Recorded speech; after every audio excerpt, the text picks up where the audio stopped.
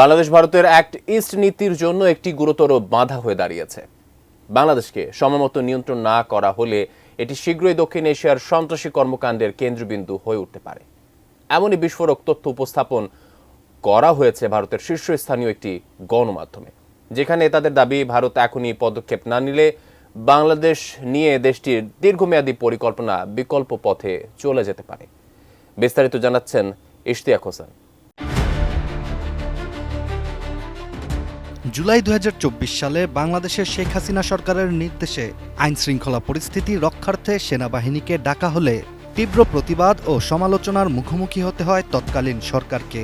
ওই সময় জাতিসংঘ সেনা সদস্যদের সতর্ক করে জানিয়েছিল যে বাংলাদেশ সেনাবাহিনী এই পরিস্থিতিতে অংশগ্রহণ করলে আগামীতে শান্তিরক্ষা বাহিনীতে যোগ দেওয়ার সুযোগ হারাতে হবে।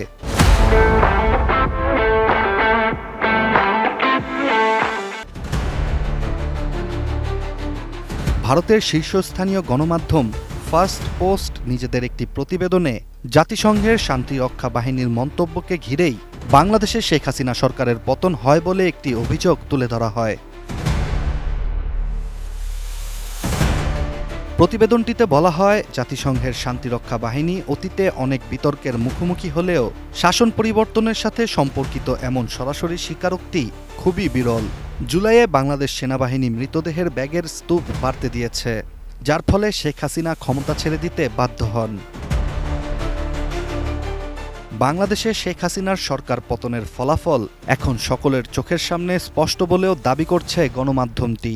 প্রতিষ্ঠানটির মতে, দক্ষিণ এশিয়ার ছোট এই দেশটি এখন অন্ধকারে নিমজ্জিত, যা ভারতের জন্য নতুন নিরাপত্তা হুমকি সৃষ্টি করেছে। তবে অবাক করার বিষয়টি হচ্ছে, রাজনৈতিক অস্থিরতা বাংলাদেশে নতুন কিছু নয়। ৫৩ বছরের রাষ্ট্রীয় ইতিহাসে বাংলাদেশে একের পর এক অভ্যুত্থান, পাল্টা অভ্যুত্থান, রাষ্ট্রপতি হত্যাকাণ্ড, সরকার পতন এবং আইনশৃঙ্খলা পরিস্থিতির অবনতি হওয়ার ঘটনা অসংখ্য রয়েছে। তবুও ভারতীয় গণমাধ্যম উদ্দেশ্যপ্রণীতভাবে বাংলাদেশের বর্তমান পরিস্থিতিকে একটু বেশি অস্বাভাবিক বলেই তুলে ধরার চেষ্টা করছে।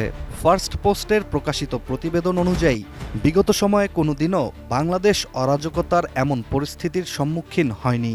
তাদের বিশেষজ্ঞদের মতে, বাংলাদেশের সাধারণ মানুষের জীবনের যে অনিশ্চয়তা এখন বিরাজ করছে, তা ১৯৭১ সালের ৯ মাসব্যাপী মুক্তিযুদ্ধের সময়কার পরিস্থিতির সমতুল্য।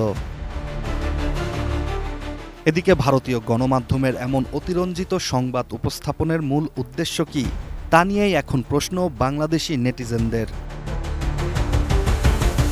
Ishtiaq Hossain, ATN news.